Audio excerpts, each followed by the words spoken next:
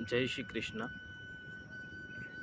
आज विजयादशमी अर्थात दशहरा के शुभ दिन पर आप सभी को जय सिया राम, जय श्री कृष्ण। कभी कभी किसी के साथ वार्तालाप होती है तब लोग कहीं कहीं बोल जाते हैं कि रामायण जी तो महाकाव्य है ना। तो हम हर बार बोलते हैं, हर बार कहते हैं कि हमारे जो शास्त्र है, वेद है, पुराण है, वो सभी साइंटिफिक रीजन के साथ जो कोई समझाने वाला हो, यानी कि वैज्ञानिक कारण के साथ सभी अर्थ निकलते हैं। कोई अर्थ विहीन बात है ही नहीं। एक छोटा सा उदाहरण हम ले ले कि रामायण जी के अंदर वाल्मीकि जी के अनुसार हम देखें तो मां सीता का जब हरण हुआ, रावण लेने के लिए जब आया, तब पंचवटी के अंदर, नासिक के अंदर से जो उसका पुष्पक विमान था, हम लोग कहते हैं कि विमान की शोध अभी थोड़े सालों के बाद पहले ही हुई। ये जो गूगल मैप जो है उसकी शोध थोड़े साल पहले ही हुई। तो ये सटीक एक उदाहरण है। ये मेरा मानना है कि वैज्ञानिक, हमारे जो ऋषि मुनि थे ना, वो कोई कम वैज्ञानिक नहीं थे। अभी वैज्ञानिक को सब चीज़ चाहिए, कोई भी प्रूफ करने के लिए सब साधन चाहिए, सब सामग्री चाहिए। लेकिन पहले के समय पे हमारे जो ऋषि मुनि थे, ब्राह्मण थे, वो कोई साधन के बिना शरीर की ताकत से, मन की ताकत से, भक्ति की ताकत से वो सब चीज करते थे। उसका उदाहरण है हमारे सब ग्रंथ पढ़ लीजिए, कहीं भी ऐसा नहीं मिलेगा कि ऐसे ही बात की हो। सब में साइंटिफिक रीजन मिलेगा आपको। हमारे ग्रंथ के अंदर सूर्य, चंद्र, ये तारे, इतने ग्रह, थोड़े साल पहले ही नासा ने बता दिया हमें कि भाई मंगल जो है वो लाल कलर का है। लेकिन हमारे ऋषि मुनि हजारों वर्षों पहले, लाख वर्ष पहले हमें बता गए कि मंगल ऐसा कलर का था। धरणी गर्भ संभूतम विद्युत कांति समप्रभ कुमारम शक्ति हस्तम च मंगलम प्रणमाम्यहम। मंगल धरती का पुत्र है और उसका जो रंग है, कलर है, वो लाल है। यानी कि कहां कहां ग्रह है वो हमारे ऋषि मुनि लाखों साल पहले कह गए। लेकिन हमें विश्वास कब आया? जब नासा वाला ने बोला, जब हमारे वैज्ञानिक लोगों ने बोला, तब हमें विश्वास आया। तो ये सभी कारण है। उसमें से मैं एक उदाहरण देना वो ही चाहता हूं कि हम देखें कि जब रावण मां सीता का हरण करने आया तो तब तो गूगल मैप था नहीं। तो उसका जो पुष्पक विमान है वो लेके सीधा पंचवटी नासिक आया। लेकिन मां को लेके कैसे गया? आप मैप में देख सकते हैं। पंचवटी नासिक से सीधा हम्पी कर्नाटक, कर्नाटक से सीधा लेपक्षी आंध्र प्रदेश, से सीधा तमिलनाडु और सीधा श्रीलंका। आप जब मैप के हिसाब से देखोगे ना तो एक सीधा रास्ता है। सबसे छोटा हवाई रास्ता यही था। तो रावण को कैसे मालूम? जब वाल्मीकि जी रामायण लिखी तब हमारा गूगल नहीं था, तब मैप नहीं था, उस टाइम लिखी है। और इतना सटीक लिखना ज्ञान के बिना हो ही नहीं सकता।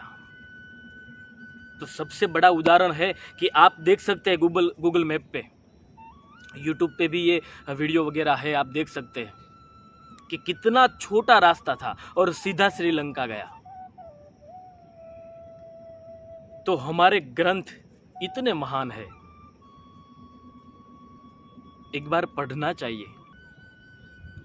तो ये कोरोना काल के अंदर डॉक्टर ने हमें बताया, वैज्ञानिक ने बताया कि आप लोग साबुन से हाथ धोए, 15 सेकंड 20 सेकंड तक सब बैक्टीरिया खत्म हो जाएंगे। और अभी हाल ही में हमने पढ़ा कि सभी ने कहा है कि ऐसे सिर्फ कोरोना में नहीं, ऐसे रोज के अंदर पूरा दिन में 10 बार धोने चाहिए, तो पूरे बैक्टीरिया नहीं रहेंगे, सब खत्म हो जाएंगे। तो यही बात तो हमारे ऋषि मुनियों ने भी बताई थी, हमारे ग्रंथ में भी लिखी है। तभी साबुन नहीं था, तो तभी माटी से हाथ धुलवाया जाता था। हाथ धोते थे लेकिन माटी से। इसीलिए जब हम पाठशाला के अंदर जाते हैं तब सबसे पहले हमें संध्या सिखाई जाती है। जब संध्या सिखाई जाती है उसमें सिखाते हैं कि हम सोच क्रिया में जाते हैं तो 3 बार हाथ धोना, 4 बार हाथ धोना, लेकिन तभी तो माटी थी, तभी साबुन वगैरह तो था नहीं, तो माटी से हाथ धोना था। आप किसी को टच कर रहे हो, किसी से हाथ मिला रहे हो, तो भी माटी से हाथ धोना है। तो जो देखा जाए तो हमारे ग्रंथों में यही बात भी पहले लिख चुके हैं कि मिट्टी से हाथ धोना चाहिए। योग, ध्यान, प्राणायाम, जब कोई भी पूजा करने हम बैठते हैं तब सबसे पहले प्राणायाम का संकल्प करवाते हैं और हम प्राणायाम करते हैं। अभी आप देखो, हमारे ऋषि मुनि प्राणायाम, ध्यान, योग, आसन सिद्ध करने के लिए कितने बड़े बड़े ग्रंथ लिख के चले गए, लेकिन हम सब भूल गए थे। लेकिन धीरे धीरे धीरे धीरे जैसे कलयुग आता गया, शरीर चलना बंद हो गया, तब धीरे धीरे योग की जरूरत पड़ी। तब हम योग करते हैं, प्राणायाम करते हैं। तो पूजा में सबसे पहले प्राणायाम इसीलिए कराया जाता है कि आपका मन शांत रहे। आपका मन, आप पूजा के अंदर शरीर से तो बैठ जाते हो, केवल शरीर से बैठना महत्व नहीं है, मन से भी बैठना उतना ही महत्व होता है कोई भी पूजा के अंदर। तो प्राणायाम, योग, ध्यान, आसन सिद्धि, ये सब इसलिए कराई जाती है कि आपका जो मन है वो शांत रहे और शरीर के साथ साथ आपका मन भी पूजा के अंदर बैठे। तो जब मन शांत होगा तो आपका शरीर प्रफुल्लित रहेगा, और शरीर जब प्रफुल्लित रहेगा तब कोई भी आप कर्म कर रहे हो वो सिद्ध होगा। इसीलिए योग, ध्यान, प्राणायाम कराया जाता है।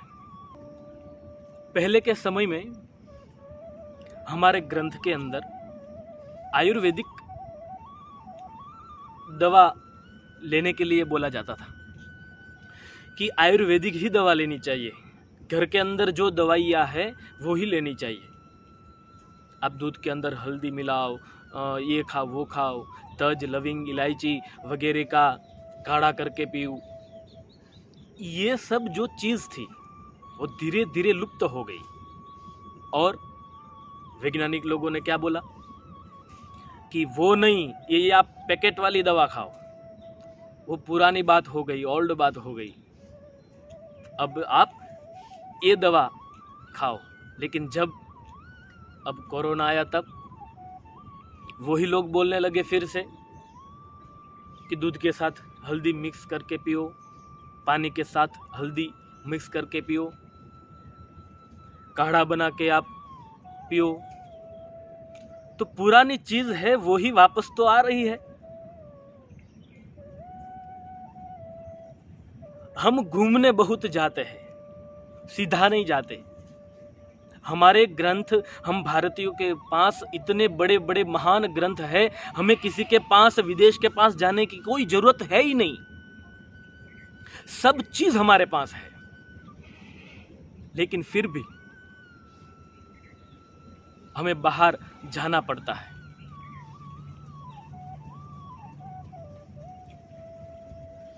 तो ये पुरानी चीज तो है। घूमने तो गए थे बाहर, ये दवाई ले लो, वो दवाई ले लो, फिर से हम वापस वहीं तो आ गए।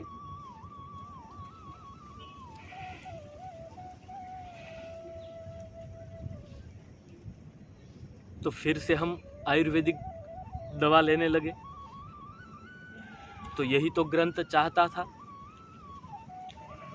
आज पूरा विश्व यज्ञ कर रहा है।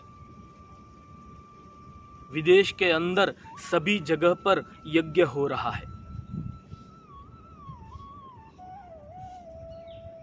आप कोई भी दूसरी कंट्री ले लो, लंदन हो, अमेरिका हो, कनाडा हो, ऑस्ट्रेलिया हो, कोई भी, उसके रोड के पर हरे राम हरे कृष्ण करने वाले लोग मिल जाएंगे। अरे बड़े बड़े लोग तिलक करके प्रणाम करेंगे, नमस्कार करेंगे। लेकिन आज हमारे देश के अंदर हमारे ही बच्चों को तिलक करने में शर्म आती है। तो आज पूरा विश्व यज्ञ कर रहा है। यज्ञ का महत्व आज पूरे विश्व के अंदर पता चला है कि उसकी क्या ताकत है, उसके क्या गुण है। आप देखो, विदेश से लोग आ रहे हैं, हरिद्वार आएंगे, गंगा जी में स्नान करेंगे, पितृ का कार्य करेंगे। बीच में ही बात सुनी थी कि हॉलीवुड से भी लोग आके अपने बच्चे के लिए कर्म करते हैं, पितृ का कर्म करते हैं हरिद्वार गंगा जी के किनारे पर। कैलाश मानसरोवर का दर्शन के लिए आएंगे।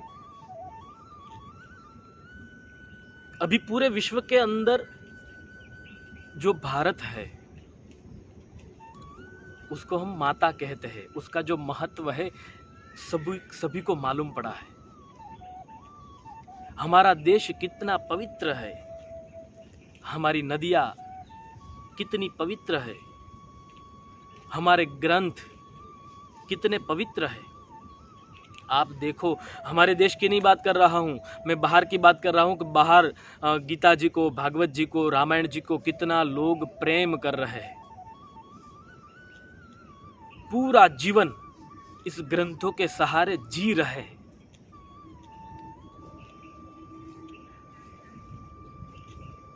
गीता जी के अंदर एक श्लोक कहा है, किम कर्मेति कवयोप्यत्र मोहिता। यानी अर्थात कि कर्म क्या है, अकर्म क्या है, पहले तो हमें वो ही नहीं मालूम। क्योंकि अच्छे अच्छे बुद्धिमान लोग हैं, अच्छे अच्छे बुद्धिमान पुरुष है, वो भी इसमें मोहित है, क्योंकि उसको वो भी नहीं मालूम कि कर्म क्या है। तो सबसे पहले अपने बच्चे को अच्छी शुरुआत अपने ही घर से होगी। तो पहले अपने ही बच्चे को सिखाइए कि बेटा माता पिता को ऐसे प्रणाम करना चाहिए, पैर पड़ना चाहिए, दादा दादी को प्रणाम करना चाहिए, चाचा चाची है, कोई वडील हमारे घर आ रहा है उससे प्रणाम करना चाहिए, पैर पड़ना चाहिए। कोई भी ब्राह्मण हमारे घर आए, कोई साधु आए, कोई संत आए, तो उससे प्रणाम करना चाहिए, पैर पड़ना चाहिए। पहले अपने ही घर में अपने बच्चों को सिखाइए। क्यों? ये दूसरों के लिए नहीं है। अभी जो सब जगह पे वृद्धाश्रम खुले हैं ना, ये सीख उसी के लिए है कि आज माँ बाप को वृद्धाश्रम जाना पड़ता है। माँ बाप की जो इज्जत होनी चाहिए, जो उसका सम्मान होना चाहिए, वो लोग करते नहीं है। हम देखते हैं। पढ़े लिखे बच्चे की बात कर रहा हूँ, जो आप मेहनत कर कर के पढ़ा रहे हो, बड़ा आदमी बना रहे हो, और फिर भी वही बच्चा आपका तिरस्कार करता है, आपको धिक्कारता है, तब दुख होता है ना। वो दुख न हो इसीलिए ये बात बता रहा हूं। थोड़ी बुरी भी लगे, थोड़ी कड़वी भी लगे, लेकिन सच्ची बात है। इसलिए बताना पड़ेगा कि पहले अपने ही घर से शुरुआत करो कि जब बच्चे छोटे छोटे हैं उसको सिखाओ कि बेटा, कोई भी ब्राह्मण, कोई भी पंडित जी हमारे घर आते हैं, साधु आते हैं, संत आते हैं, उसके चरणों के अंदर दंडवत प्रणाम करो। उसको वहां से सीख मिलती है कि ऐसे झुकना चाहिए। आप भी नहीं झुकोगे, कोई भी ब्राह्मण आएगा, आप पैर नहीं पड़ोगे, आप दूर से ऐसे ही कहोगे कि जय श्री कृष्ण महाराज जी, जय सिया राम, तो आपका बच्चा वही सीखेगा कि जब बड़ा होगा तब आपको भी बोलेगा कि जय सिया राम, आपके पैर नहीं छुएगा। कितने भी धनवान हो जाओ, लेकिन बच्चे को नम्र बनाओ, विनम्र होना चाहिए। कभी भी धन का, ज्ञान का, वैभव का अभिमान नहीं आना चाहिए। अपने ही बच्चे को पूजा में बिठाइए। जब पूजा होती है हमारे घर पे, तो पूजा में बिठाइए, यज्ञ में बिठाइए, घर के अंदर पूजा करवाइए, तिलक करिए। यही हमारी संस्कृति है और यही है संस्कार। अभी नहीं तो बाद में, लेकिन ये सिखाना तो पड़ेगा ही।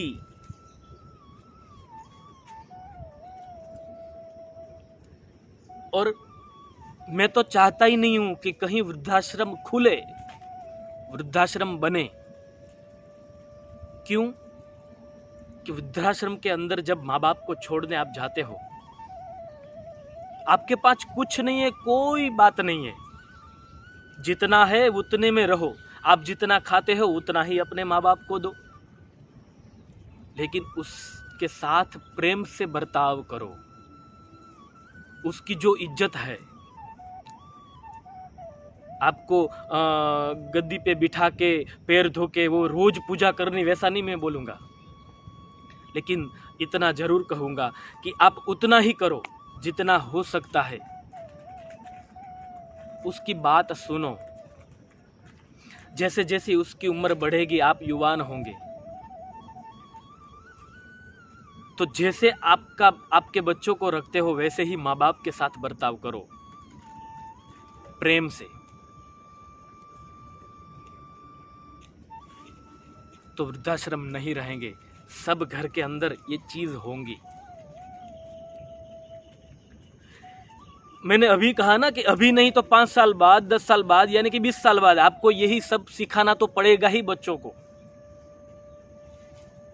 वरना कलयुग ऐसा है, अभी इंटरनेट का जमाना है, जब आपको ही छोड़ने आएगा ना वृद्धाश्रम, तब मालूम पड़ेगा कि ये सब चीज सिखानी चाहिए थी। बोला होता कि बेटा पैर पड़ो, सम्मान करो, हर वडील का सम्मान सिखाइए, सिर्फ अपने माँ बाप का नहीं। पड़ोस में रहते हैं, कहीं भी बच्चा जाए, किसी के साथ भी बात करे, तो बात में नम्रता होनी चाहिए, प्रेम होना चाहिए, मिठास होनी चाहिए।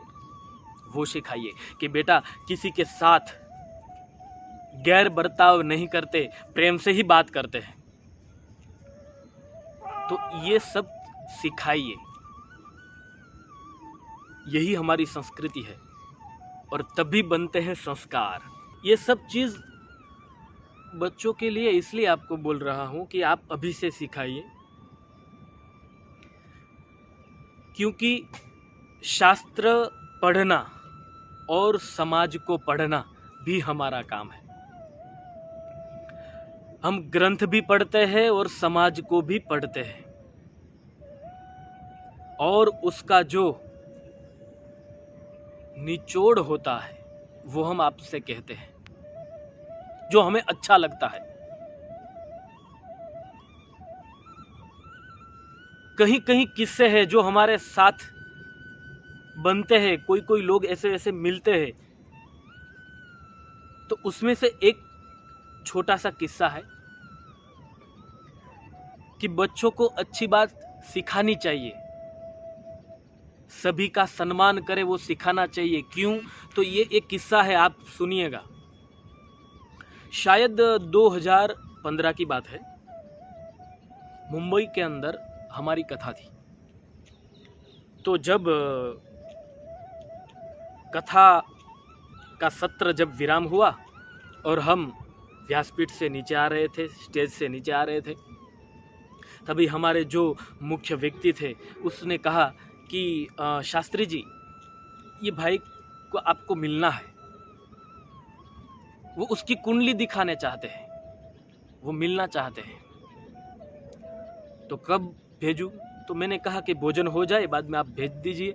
जब भोजन खत्म हुआ और वो आए, सामने बैठे, मैं नाम नहीं दूंगा कौन थे, बहुत बड़े व्यक्ति हैं। जब सामने आए बैठे तो वो भाई ने कहा कि शास्त्री जी आप पहचानते हैं उसे? तो मैंने कहा कि माफ़ करिएगा, मैंने पहचाना नहीं है। तो वो भाई बोले कि ये भाई है जो बड़े प्रसिद्ध है, अब्जोपति है, करोड़पति है, और बहुत फेमस है हमारे भारत में, क्योंकि उसकी प्रॉपर्टी विदेश भी है, फैक्ट्रियां भी विदेश में है, देश में है, और बड़ा नाम भी है। लेकिन उसको एक ही बेटा है। तो थोड़े साल पहले बेटे ने घर में से निकाल दिया, पत्नी गुजर गई, खुद अकेला था। बेटे को बोला कि मुझे कोई संपत्ति नहीं चाहिए, कोई शेयर नहीं चाहिए, सिर्फ रहने के लिए जो मेरा घर है वो मुझे दे दे। लेकिन बेटे ने वो भी नहीं दिया। बेटे ने भी केस किया, बाप ने भी केस किया। बाप ने केस इसलिए किया कि मुझे घर मिल जाए रहने के लिए, मुझे कुछ पैसे मिल जाए, और बेटे ने भी किया कि मैं कुछ भी नहीं दूंगा। एक संपत्ति के लिए, एक सुविधा के लिए अपने माँ बाप की इज्जत नहीं होती। जिसने बड़े किए, सब जिसने सिखाया, ये बिजनेस है, ये चीज़ है, उसी के साथ धोखा किया और उसी को भेज दिया बाहर। और वो व्यक्ति खुद के हेलीकॉप्टर में घूमने वाला, खुद के बिल्डिंग रखने वाला, खुद का फार्म हाउस रखने वाला, भाड़े में रहना था, तब पैसे ढूंढ रहा था कि मुझे भाड़े पे घर लेना है, खाने की भी तकलीफ है। तो ये मैं नाम इसलिए नहीं दे रहा हूं कि कोई उसको ऐसी नजर से न देखे, लेकिन ये किस्सा जो है वो हमारी आंख खोलने के लिए काफी है। तो ये सब होगा, हमारे बच्चों को ये सब अच्छी अच्छी बातें सिखाएंगे अभी से। जब छोटे बच्चे हैं, रामायण जी उसके साथ जब कथा हो रही है वहाँ ले जाइए, टीवी के अंदर कोई रामायण जी चल रही है, भागवत जी चल रही है, उसको सुनाइए, अभी से पढ़ाइए, श्लोक पढ़ाइए। जो ये सब होगा तो वृद्धाश्रम नहीं होगा।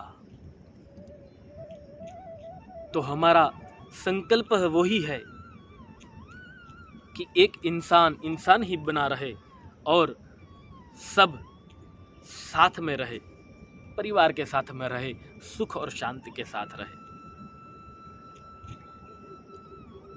तो मिलेंगे अगले वीडियो के अंदर, तब तक के लिए जय श्री कृष्ण, राधे राधे, हरिओम, जय सिया राम, जय माता दी।